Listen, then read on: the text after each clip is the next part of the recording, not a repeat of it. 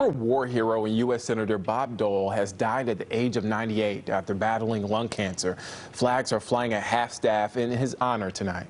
Dole, a World War II veteran and presidential candidate, is survived by his wife, former Senator Elizabeth Dole of North Carolina. CBS News' Nicole Killian reflects on Dole's remarkable life and legacy. In the prime of his life, Bob Dole was one of America's most well-known Republican politicians, a World War II hero who wanted to become president. In a life filled with adversities, political and personal, Dole often turned to humor, even in the face of a government shutdown. You ought to close this down, open up the zoo. But if you can't get into the zoo, this may be the next best choice. Robert Joseph Dole was born in Russell, Kansas in 1923. His family was hit hard by the Depression.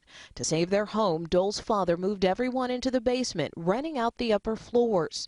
Dole embodied the greatest generation, a combat veteran who was wounded just before the end of war, his right arm paralyzed. The injury and 4-year recuperation dashed his dreams of becoming a doctor, so he went to law school, which led to politics. Dole was elected to the U.S. House of Representatives in 1960 and 8 years later to the Senate. I've just listened to the President of the United States, and I must say, I don't know who gives him advice, but I don't think he's telling the American people the truth. After 2 failed bids to become the GOP presidential nominee, Dole left the Senate in 1996 for one final push. And my time to leave this office has come, and I will seek the presidency with nothing to fall back on but the judgment of the people, and nowhere to go but the White House or home. He won the Republican nomination, but lost the election in a landslide to Bill Clinton.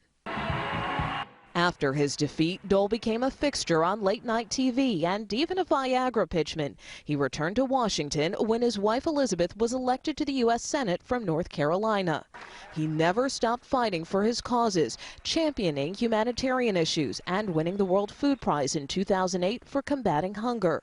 His one-time political rival awarded him the nation's highest civilian honor.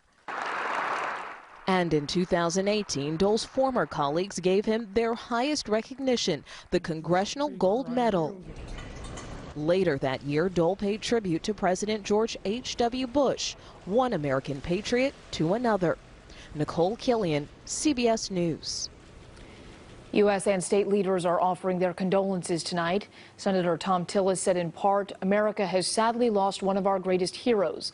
Bob Dole personified what it meant to be a selfless servant leader.